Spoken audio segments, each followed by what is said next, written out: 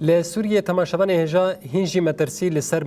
ماينان وبتايبتي برماهية شرحية بدسبكنا علوزية وحطا هلوشينا رجيما بعصرة حطانا هاجي مروف جبر في برزغريك ايدي جانا خوا جدزده انجي بارچيك جانا خوا وندادكه لديجي به خطريه ايرو لعنعيساي خو پیشاندان هبو لګوري چادریا ما فهم روانه سوریه ایرو بدهان خلک عنعيساي به شوتاندنا دوشاپان ريا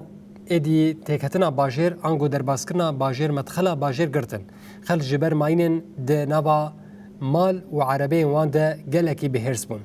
خو پیشاندران بانکرنگو تیم خباتکارن پاکشکرنا ماینان و رخصنین ناونتوی ایدی کرن گو زودرین دم ده ریان جبرماهین شر پاکش بکن ده دیمن ده یک جه خو پیشاندران دبجه لهرم روزانه بویر تقینا ماینان و برماهین شر چه دبه هر وکی دست نشان کرن گو نپیکانینا داخوازن وان جالی حکومت و جانا سیویلان دخه خطریه گو حتانا هاشی ایدی اف برزگریک رو بدن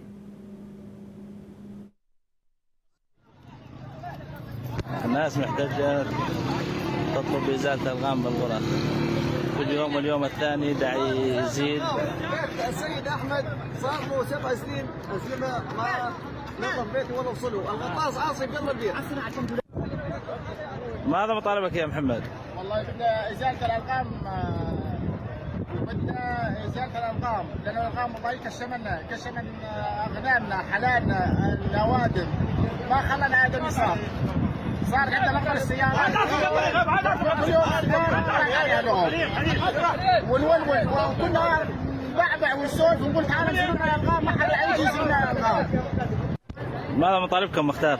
مطالبنا احنا عندنا الغام قرى صفيان كور حسن كفيفه الصوان خربة البقر الخفيه المختاره